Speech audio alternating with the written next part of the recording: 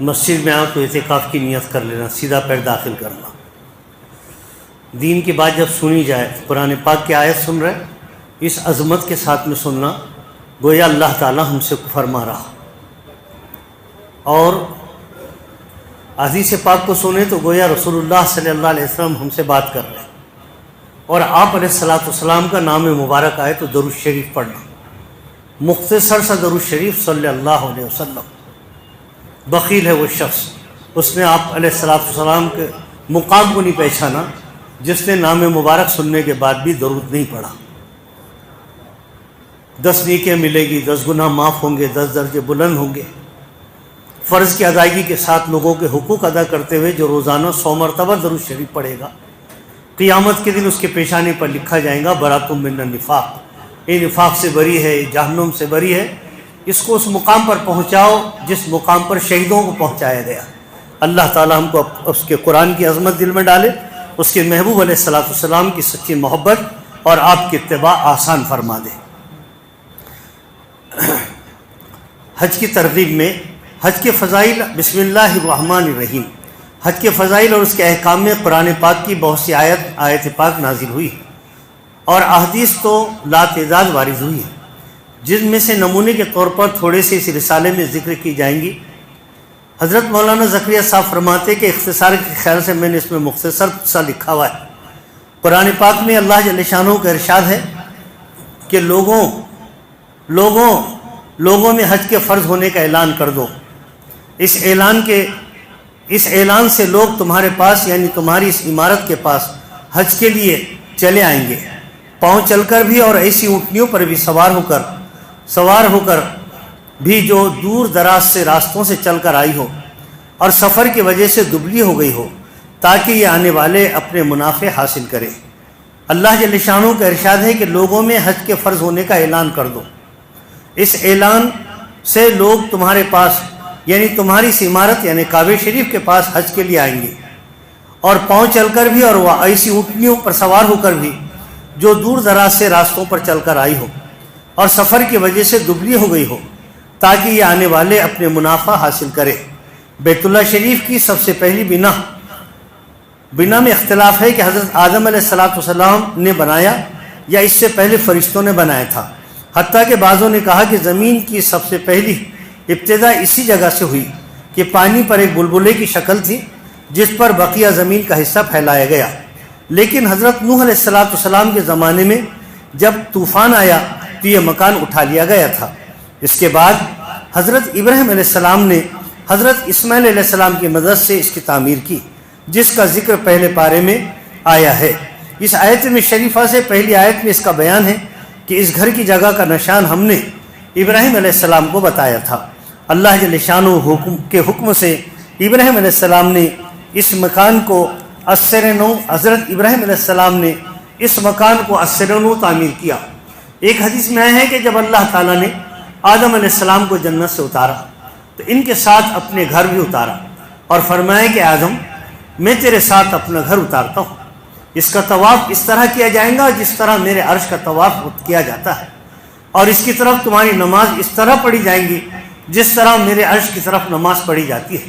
اس کے بعد طوفان نوح کے زمانے میں یہ مکان اٹھا لیا گیا۔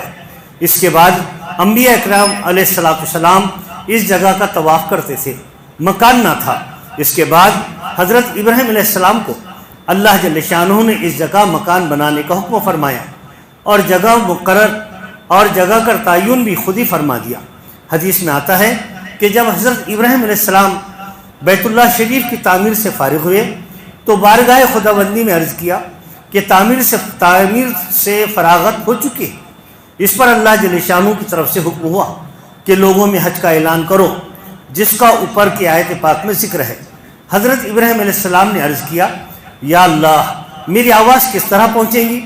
اللہ جل شانہ نے فرمایا کہ آواز کا پہنچانا ہمارے ذمہ ہے۔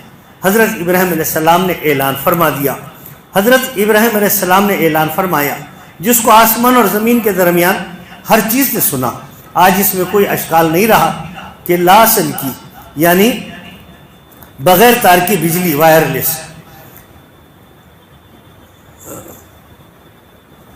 حضرت ابراہیم علیہ السلام نے عرض کیا کہ بغیر تاروں کے ذریعے سے ایک ملک سے دوسرے ملک تک آواز پہنچ رہی ہے.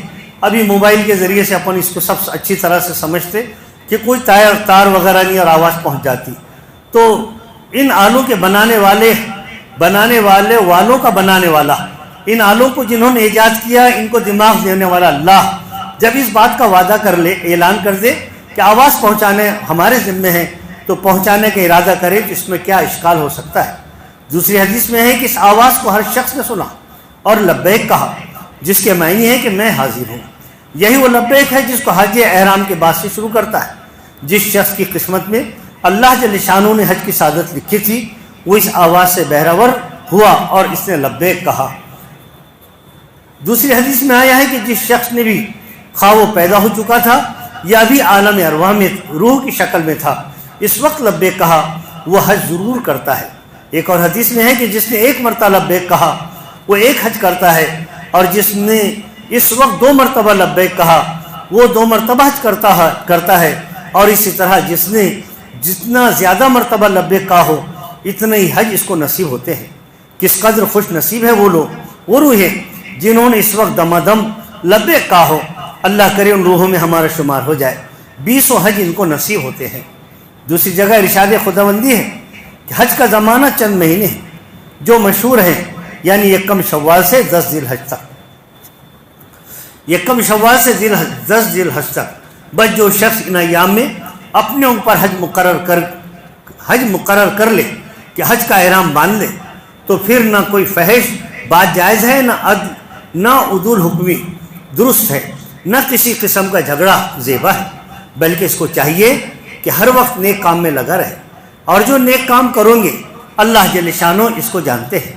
اس کو ہر شخص کی ہر بات کا ہر وقت علم رہتا ہے. اس کے موافق اس کو جزا یا سزا دیتے ہیں. اس لیے نیکیوں کا بہت بدلہ عطا فرمائیں گے جو ان مبارک اوقات میں کی جاتی ہے. فحش بات 2 طرح کی ہوتی ہے. ایک وہ جو پہلے سے بھی ناجائز تھی اور اس کا گناہ حج کی حالت میں بھی کرنے سے زیادہ ہو جاتا ہے. دوسرے وہ جو پہلے سے جائز تھی، جیسا کہ اپنی بے حجابی کی بات بیوی سے کرنا یا خاوند سے کرنا، حج میں وہ بھی جائز نہیں رہتی. اسی طرح حکم عدولی بھی 2 طرح کی ہے. ایک وہ جو پہلے ہی سے ناجائز تھی، جیسا کہ سارے گناہ ان کی معصیت حج کی حالت میں زیادہ سخت ہو جاتی ہے. حج کی حالت میں گناہ کرنا اور زیادہ سخت ہو جاتا ہے. دوسرے وہ امور جو پہلے جائز تھے اب حج کی وجہ سے ناجائز ہو گئے، جیسا کہ خوشبو لگانا اب ناجائز ہو گیا. ایسی لڑنا جھگڑنا پہلے بھی برا ہے مگر حج میں اور زیادہ برا ہو جاتا ہے. اگرچہ عدول حکمی میں جھگڑا کرنا بھی داخل ہے، مگر چونکہ حج میں اکثر ساتھیوں میں نزاع اختلاف پہ رائے ہو جاتی ہے اور بات تیز ہو جاتی ہے، اس لیے اہتمام کی وجہ سے اس کو خاص طور سے ذکر فرمایا، جیسا کہ آئندہ کی فصل کی احادیث میں بھی اس کا ذکر آنے والا ہے. تیسری جگہ ارشاد خداوندی ہے کہ آج کے دن تمہارے دین کو میں نے ہر طرح کا کامل اور مکمل بنا دیا اور تم پر اپنا انعام آج پورا کر دیا، اور آج میں نے اسلام کو تمہارے دین کے بننے کے لیے ہمیشہ کو پسند کر لیا کہ قیامت تک کے لیے تمہارے لیے یہی دین رہے گا. اس کو منسوخ کر دوسرا دین کبھی تجویز نہ کیا جائے گا. حج کے اہم فضائل میں سے یہ بھی ہے کہ آیت شریفہ جس میں تکمیل دین کا مرثیہ خوشخبری سنا دی گئی حج کے موقع پر نازل ہوئی. امام غزالی رحمۃ اللہ علیہ نے احیاء میں لکھا ہے کہ حج اسلام کے بنیادی ارکان میں سے ہے. اس پر ارکان کا اختتام ہوا اور اسی پر اسلام کی تکمیل اور تتمیم ہوئی. اسی میں آیت شریفہ الیوم اکملت لکم دینکم نازل ہوئی. ایک اور حدیث میں آیا ہے کہ یہود کے بعض علماء نے حضرت عمر رضی اللہ تعالیٰ سے عرض کیا کہ تم قرآن پاک میں ایک آیت پڑھتے ہو، اگر وہ آیت ہم پر نازل ہوتی، یعنی ہمارے نبی پر نازل ہوتی، تو ہم اس دن کو عید کا دن بناتے، یعنی سالگرہ کے طور پر اس دن کی خوشی مناتے. حضرت عمر رضی اللہ تعالیٰ نے ارشاد فرمایا وہ کون سی آیت مبارکہ ہے؟ انہوں نے عرض کیا الیوم اکملت لکم دینکم. حضرت عمر رضی اللہ تعالیٰ نے فرمایا کہ مجھے معلوم ہے یہ کس دن اور کہاں نازل ہوئی. الحمدللہ ہمارے یہاں اس وقت 2 عیدیں جمع تھی. ایک حدیث پڑھ لیتا بس مختصر. بسم اللہ الرحمن الرحیم. ایک حدیث میں آیا ہے کہ حضرت عبداللہ بن عمر رضی اللہ تعالیٰ عنہ فرماتے ہیں میں نے حضور اکرم صلی اللہ علیہ وسلم کی خدمت میں مینا کی مسجد خیف میں حاضر تھا. 2 شخص ایک انصاری اور ایک ثقفی حاضر خدمت ہوئے اور سلام کے بعد عرض کیا اللہ کے محبوب علیہ الصلوۃ والسلام ہم کچھ دریافت کرنے کے لیے آئے ہیں. اللہ کے نبی علیہ الصلوۃ والسلام نے فرمایا کہ تمہارا دل چاہے تو تم دریافت کر لو یعنی پوچھ لو اور تم کہو تو میں تم کو بتا دوں کہ تم کیا پوچھنے کے لیے کیا دریافت کرنا چاہتے ہو. انہوں نے عرض کیا کہ آپ علیہ الصلوۃ والسلام ہی ارشاد فرما دیں. رسول اللہ صلی اللہ علیہ وسلم نے فرمایا کہ تم حج کے متعلق دریافت کرنے آئے ہو کہ حج کے ارادے سے گھر سے نکلنے کا کیا ثواب ہے اور طواف کے بعد 2 رکعت پڑھنے کا کیا فائدہ ہے اور صفا اور مروہ کے درمیان دوڑنے کا کیا ثواب ہے اور عرفات پر ٹھہرنے اور شیطان کے کنکریاں مارنے کا اور قربانی کرنے کا اور طواف زیارت کرنے کا کیا ثواب ہے. انہوں نے عرض کیا اس پاک ذات کی قسم جس نے آپ صلی اللہ علیہ وسلم کو نبی بنا کر بھیجا یہی وہ سوالات ہمارے ذہن میں تھے. اللہ کے نبی علیہ الصلوۃ والسلام نے فرمایا کہ حج کا ارادہ کر کے گھر سے نکلنے کے بعد جو ایک قدم تمہاری اونٹنی سواری ایک راؤنڈ مارتی ہے وہ تمہاری اس اعمال میں ایک نیکی لکھی جاتی ہے, ایک گناہ معاف ہوتا ہے اور طواف کے بعد 2 رکعتوں کا ثواب ایسا ہے جیسا کہ عربی غلام آزاد کیا اور صفا مروہ کے درمیان میں صحیح کا ثواب 70 غلاموں کے آزاد کرنے کے برابر ہے. اور عرفات کے میدان میں جب لوگ جمع ہیں تو اللہ جل شانہ دنیا کے آسمان پر اتر کر فرشتوں سے فخر کے طور پر کہتے ہیں میرے بندے دور دراز سے پرگندہ بال لے کر آئے ہیں, میری رحمت کے امیدوار ہیں. اگر تم لوگوں کے گناہ ریت کے ذروں کے برابر یا بارش کے قطروں کے برابر ہوں یا سمندر کے پھیس کے برابر ہوں تب بھی میں معاف کر دوں گا. میرے بندوں اور بندیوں جاؤ بخشے بخشائے چلے جاؤ, تمہارے سب گناہ معاف ہیں. جن کی تم سفارش کرو ان کی سفارش بھی گناہ معاف ہے. اس کے بعد اللہ کے محبوب نے فرمایا شیطان کے کنکریاں مارنے کا حال یہ ہے کہ ہر نیکی کا بدلہ ایک بڑا گناہ ہلاک کر دینے والا معاف ہو جاتا ہے. قربانی کا بدلہ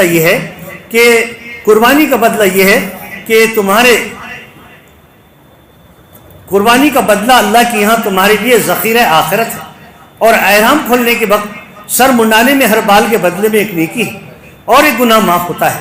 ان سب کے بعد جب آدمی طواف زیارت کرتا ہے تو ایسے حال میں طواف کرتا ہے کہ اس پر کوئی گناہ نہیں رہتا. ایک فرشتہ مونڈوں کے درمیان ہاتھ رکھ کر کہتا ہے کہ آئندہ اسرنو عمل کر, تیرے پچھلے سب گناہ معاف ہو چکے.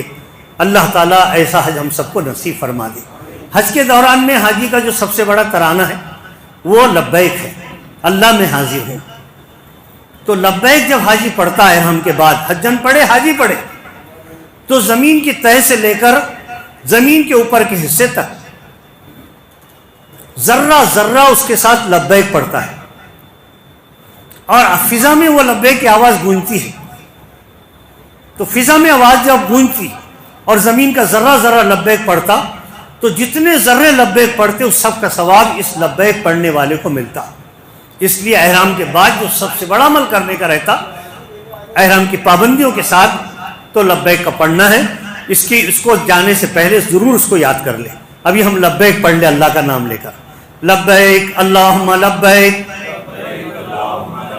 لبیک لا شریک لک لبیک ان الحمد والنعمت لک والملک لا شریک لک.